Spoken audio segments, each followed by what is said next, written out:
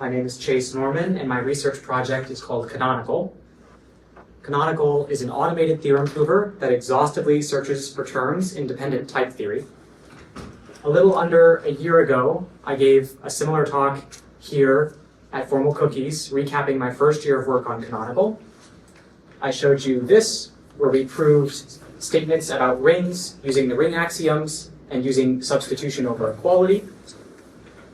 I showed you this, which is the inner workings of Canonical, where we refine metavariables progressively, building a partial term until we assign all the metavariables and get a complete proof. A year ago, Canonical was written in Java. To use Canonical, you had to write in a custom programming language, and you had to have a very specific encoding of things. It was not a very expressive language. There was no inductive or structure type support. There was no definitional equality or definitional reduction. Canonical was single-threaded, and worst of all, it used breadth-first search. With breadth-first search, you can't use mutable state. You have to use persistent data structures like copy-on-write semantics. And so if you ran it for much longer than a minute, your RAM would fill up and then your program would crash. And the heuristics were pretty naive. It was a first pass at the heuristics. I just did what I thought might be a good idea, but it was rather naive. So the second year of my PhD is coming to a close. What do I have to show for it, right? Well, okay, so Canonical is now written in Rust. Gone the full 9 yards. It has custom memory management solution with unsafe and all of that.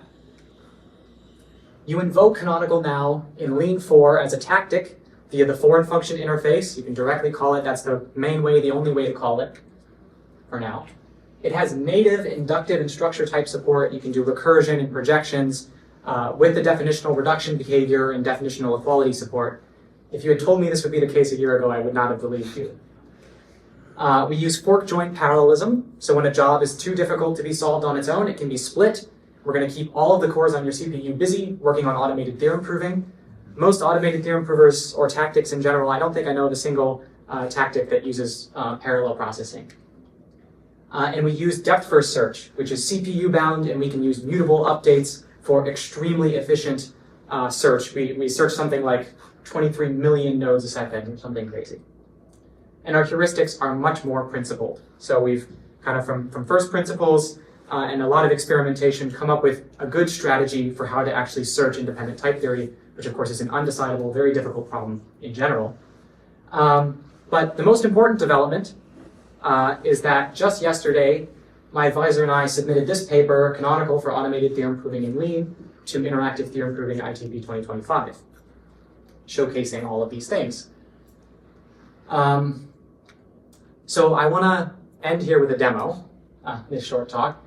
But really quickly, I want to introduce one of the benchmarks, the natural number game. So this is many people's first foray into theorem proving in Lean. The natural number game consists of 9 worlds where you play through 79 levels. And these levels have you proving elementary properties of natural numbers, like about addition, multiplication, exponentiation, less than or equal to, inequalities. And you prove them via propositional logic, induction, importantly, applying lemmas and these sorts of things. It can be quite difficult if it's your first time dealing with formalized mathematics. Here's a quote from Terry Tao. After about 3 hours, I made it as far as advanced multiplication. And here's actually a speed run by Alex Kontorovich taking 59 minutes to solve the natural number game. So it can be quite difficult. So what are the similar statistics for Canonical? How do we fare on this? Well, Canonical solves 84% of the natural number game, and it does so in 51 seconds total. That's for all of those 84% of problems. All right, so with that, that's enough talking. Let's show some demos, right? Okay, so I've got some examples I want to show you first. Uh-oh. Okay, this is embarrassing. I actually don't even have Canonical installed on this computer. In fact, it's even worse than that. I don't even have Rust on this computer. Okay, but don't panic. Don't panic. this is my test repository here, where I have Canonical before we release it next month. I can just copy paste this. I can put this into my Lake file, that's the build file for Lean. We can just say, please install Canonical from this GitHub repository. Okay, it says we need to start Lean, that makes sense. Okay, so it's building.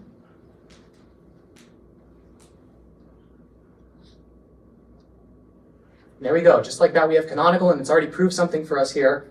But we're actually going to start from the bottom of this file. We're going to wait for Canonical to catch up to us here. There we go. So, all right, we're going to start simple with propositional logic. You might know how to do propositional logic, but do you know how to do it in dependent type theory? Well, Canonical does. So here we have A and not A implies B. So Canonical tells us that to prove this, we need to use the recursor on false, which is the equivalent of the principle of explosion. And we're going to explode out into B, that's our goal type.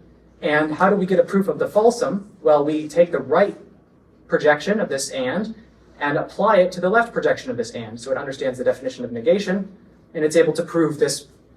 Yes? Can you make it a little bit bigger? All right, bigger. Okay, yes, let's do it. That's huge. So this is sort of a lesson in dependent type theory given to us by Canonical for those who are learning dependent type theory. But we can go much more complicated. So this is Cantor's theorem, which states that given a function from x to the power set of x, the function cannot be surjective. It's not surjective. So we give Canonical some assumptions here. We give it a proof that a proposition cannot be equal to its own negation. That makes sense. A proposition can't be equal to its own negation. We give it a proof that if two functions are equal, they're equal on all inputs. And we also allow it to use the arrow type. I can talk about this after if you're curious. But here's the proof that's generated. So it follows the proof of Cantor's theorem, the textbook proof. And the interesting part is actually here. This looks like a function, but it's actually a set definition. And we're defining the Cantor diagonal set. So this is FAA implies false or not FAA, which defines the Cantor diagonal set from the original proof. This is a higher order synthesis being created by Canonical completely on its own accord. Here's another example. This is about program synthesis. So Canonical is not just limited to proofs. We can also synthesize programs because Canonical operates in dependent type theory. In fact, Canonical doesn't know the difference between whether it's proving something or synthesizing a program.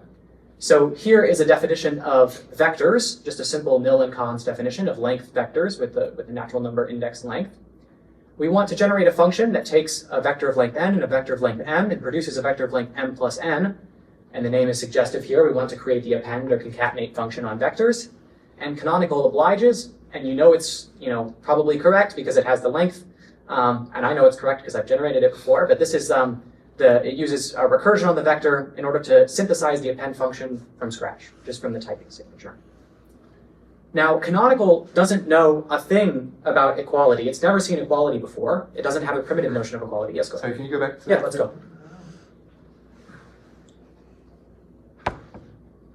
So would this equally accept a version that appended the first argument to the second and vice versa? If you flip this addition, you can get either way. Or you can have it take commutativity as an assumption, and it can probably synthesize both for you. But I can show that later. I guess that was an example of a spec that in theory could be satisfied by in more than multiple one ways, Okay. yes. And I'll have more to say about that. Okay. So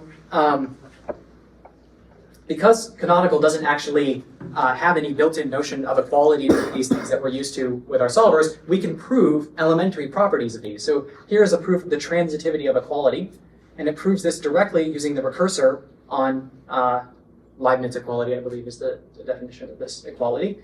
And so it uses the recursor and the arguments that are supplied to it in order to prove transitivity. This is an example of a more complicated induction scheme. So this is called generalized induction. The idea behind generalized induction is that our motive is actually universally quantified. So our induction predicate is universally quantified over, in this case, lists. So we've defined this, this generalized induction principle for lists, which has the motive being universally quantified over other lists. And we can use this generalized induction principle in order to prove that the reverse of a list is just the original list. And so we can have Canonical synthesize this proof. And what's very interesting about this proof, of course, it uses recgen, which it's never seen before. And also, it decides not to prove this in terms of reverse, but instead in terms of reverse auxiliary, which is the helper function that's used internally in Lean to define the reverse function. So it's smart enough to know that reverse is just calling the helper function. And in order to prove something about this, we need to reason directly about the helper function and not about the direct reverse function. Yes? What did the plus synth mean in your canonical invocation? So I'm happy to talk about that more later, but if you look at the induction predicate that it chose, it chooses something that is not definitionally, it's only equal to the goal type under an iota reduction, under a reduction of recursors. So we apply these two arguments, and then this gets replaced with AS, and this gets replaced with the empty list. And synth allows what we call speculative execution of functions with dynamics, with reduction behavior. So in this case, reverse aux is not the goal type, but we decide to use it anyway. But I can talk about that more later. In general, we decide not to do this. And actually, in the Lean standard library, this is proved in two separate theorems. But in order to condense this into one theorem, I used speculative use of reverse aux in this case. So yeah, I hope that makes some sense. So higher order logic, I want to look a little bit about higher order logic. So suppose alpha is a complete lattice, and we have two sets on alpha. We want to show that the supremum of the intersection of S and T is less than or equal to the supremum of S met with the supremum of T. Okay, so we can look at this proof that Canonical generated here. So S sup LE and LE S sup are both higher order axioms of complete lattices. Here are the higher order arguments that are being synthesized by Canonical to call these functions. And of course, the supremum itself is a higher order function. It's operating on a set. And so it's able to synthesize the arguments to these, never having known what a complete lattice is. Again, it's all provided these axioms at the start. And the last thing I want to show you, to Brian's point, is that there are often multiple terms that satisfy a specification. So here I've defined a group, and I want to find a homomorphism from that group to itself. This is called an endomorphism. And it turns out that on any group, there are two endomorphisms guaranteed. There is the endomorphism that uses the identity map. So here's the identity map. But also, amid some rephrasings of the proof, there's just different ways to prove it, there's this endomorphism, which sends all elements to the identity element. That's also an endomorphism. So we can generate multiple functions as well as multiple proofs that inhabit this specification of being an endomorphism on groups. So we can just paste that in there. All right. So the last thing I want to show you here, I'm probably out of time, is that natural number game example. I can run it live for you. Don't blink. So we've already finished the tutorial world here. This is running live on this little computer here that I just got. So the tutorial world is quite easy for Canonical because it actually mostly involves definitional reduction behavior. So most of these just follow from reflexivity. The addition world is where things start getting interesting. We have proofs by induction, 0 plus n equals n, the commutativity of addition, the associativity of addition. We're generating these nice proof terms using nat.rec. The implication world is quite easy for Canonical because Canonical is built on implication. So there's some proofs using the injectivity of the successor function. There's proofs involving negation and general propositional logic. There's the multiplication world, more proofs by induction, 0 times m equals m, commutativity of multiplication, 2 times m equals n plus m, distributivity laws, associativity. Then there's the algorithm world. And the interesting thing about the algorithm world is you're supposed to use tactics that do algorithmic behavior. Now, Canonical can't use tactics, so it has to do all of the reasoning from scratch, on its own, generating dependent type theory terms. So here we actually get our first failure. We have this big proof term here, where there are 8 natural numbers being added together. We want to say that's equal to these 8 natural numbers being added together. And it's just too many invocations of commutativity, too many invocations of associativity. We can't do it. So that's our first failure, but we get the rest of these examples in the algorithm world. Then we go to advanced addition. So in the advanced addition world, we're not only doing induction, but we're also, so not only are we inducting on the goal, but also the premise contains the variable that we're inducting over. And so this is a variant of generalized induction. we prove all of these, which involves the cancellation laws and things like that.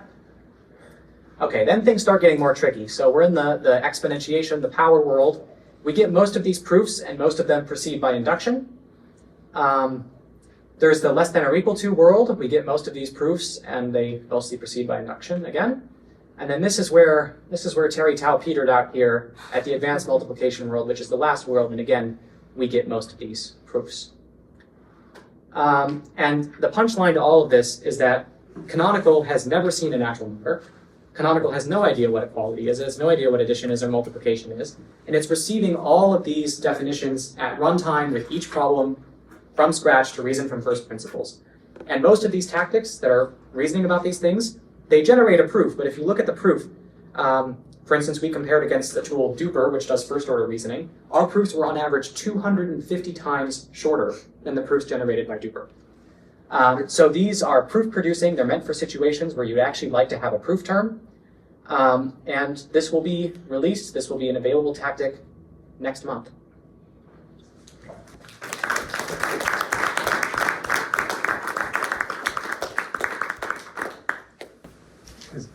Why can't it do 1 to the n equals 1?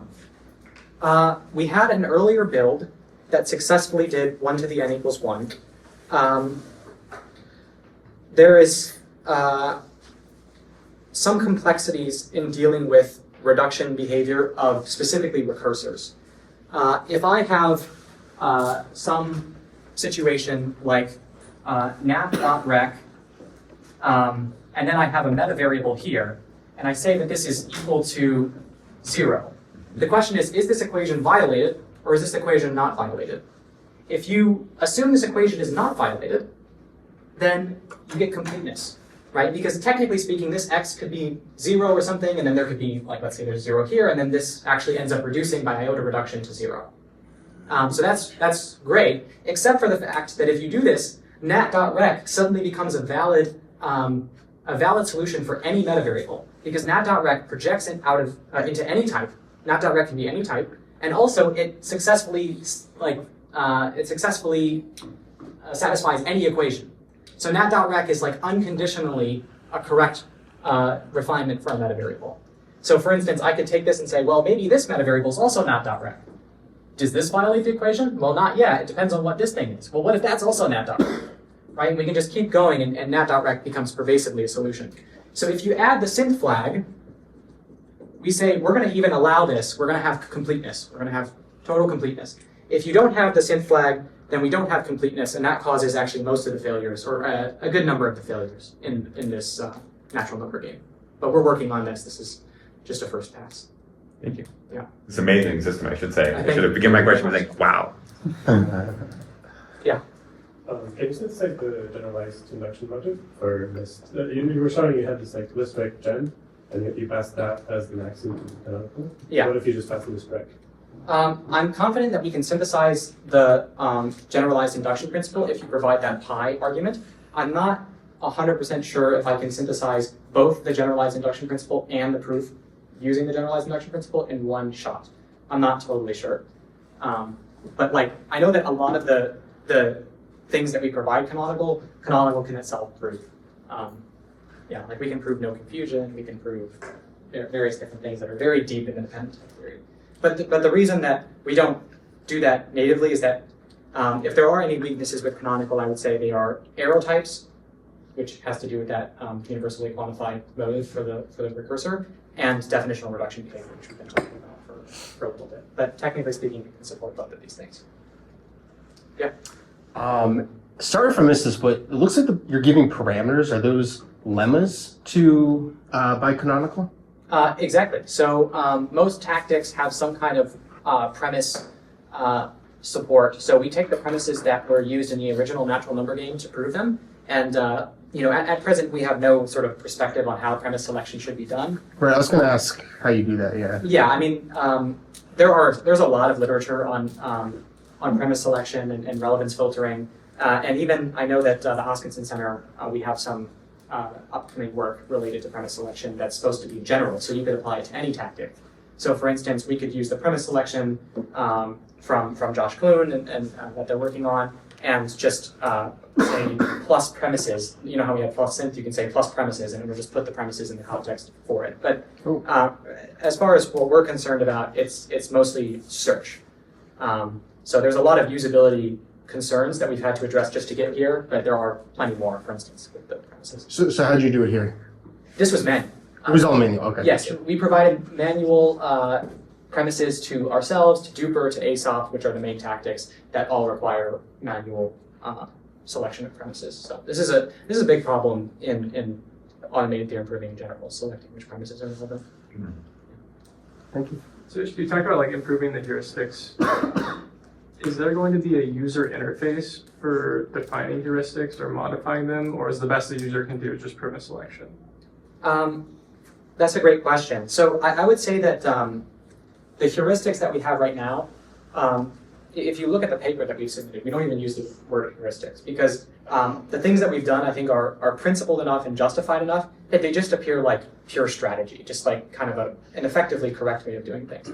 But if you have express knowledge about your domain-specific area, or you want to go for some much more advanced machine learning-based heuristics and things like that, we are very excited about this topic, and I think it's an obvious next step to introduce domain-specific reasoning as a part of Canonical's procedure. Yeah. Oh yeah. If it can produce multiple proofs, when does it know to stop looking?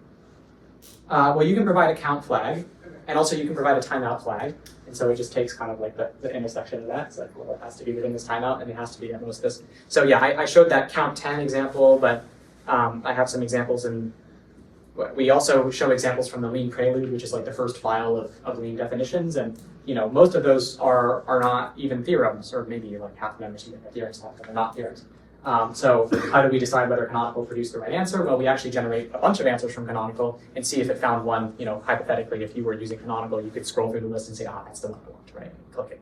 So, yeah, this is something that like systems that are just reasoning about propositions, I mean, they don't have really any notion of what it means to have two distinct proofs or what the value of that would be, because all proofs are definitionally equal to each other. But when you start talking about program synthesis, when you start talking about counterexample generation, like I can ask for a natural number and a proof that natural number is less than 5, and then get the list of all natural numbers less than 5, or whatever. You know what I mean? So, things like that. Good question. Should I keep taking questions, or should we? Yeah, go for it. Go ahead. Yeah, so I mean, like, one of the goals of canonical impression is like to have kind of human readable output. Is I personally find Lean tactic mode proofs much more readable than term mode proofs. Have you thought about it all, like whether it's possible to, rebuild a tactic mode proof that is equivalent to the term mode proof, but like more human readable?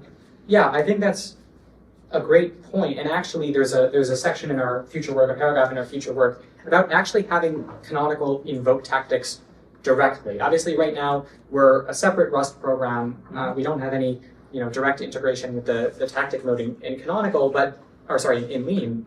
But I think that there are natural extensions of the meta programs that are written as tactics to a more type theory-based setting.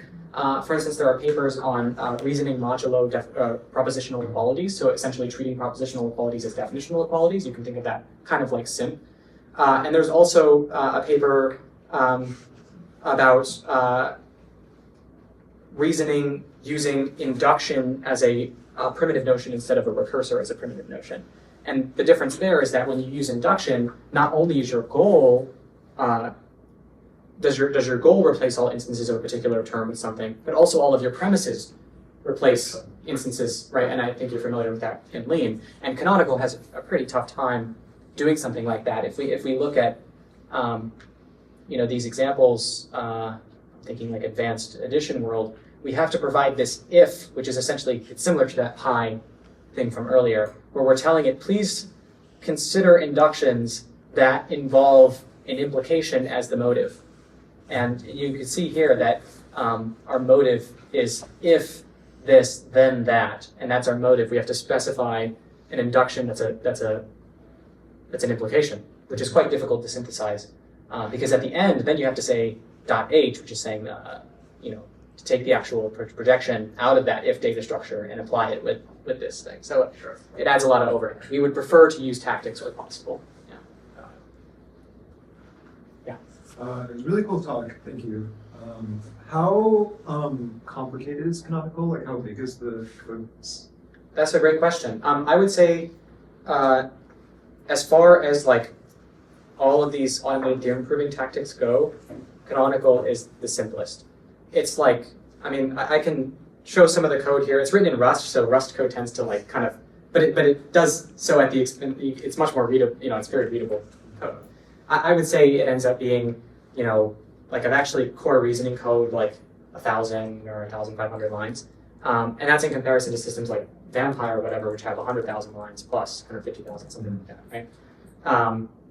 And so I think starting from first principles, I mean, it's an extremely simple algorithm, and I've written this thing like 15 times, and each time I've rewritten it, the lines of code go like this, and the capability goes like that, right? So, yeah. And maybe last question. Do you see using, like, there's tactics like ring that solve like very specific languages efficiently, right? Like deciding equality of polynomials. Do you see integrating like specialized decision procedures into Canonical? Yeah, so along with the tactic support, what I imagine is I would really like to perform reasoning modulo some tactics. So right now, you can already consider that we're performing reasoning modulo definitional reduction behavior, right? In some sense, we've already added a tactic. Imagine there was a tactic like reduce. There actually is a tactic called reduce in Applet, which just reduces expressions. We're essentially performing reasoning modulo reduce. And what I'd like to do is similar things where it's like reasoning modulo ring. And so anytime a ring theorem comes up, it can just be solved, you know, using directly using the tactic. The issue is that most of these tactics are designed to handle situations where there aren't very many metavariables present in the goal type. But Canonical is filling in metavariables one refinement at a time, and it's doing something over here, and it's doing something over there, and something over there. Most of the goal types are actually filled completely. They're just like, they have tons of metavariables in them. And so you have to come up with a way to invoke tactics that's actually progressive, where the tactic can start, get stuck on a metavariable, wait for that metavariable to be refined, and then can continue executing. You need a much more expressive, more programming languages focused notion of what it means to be a tactic, rather than just a metaprogram that executes on an already complete goal type. So I think that is a potential collaboration between myself and people in the programming languages group here. Great. Let's thank our speaker again.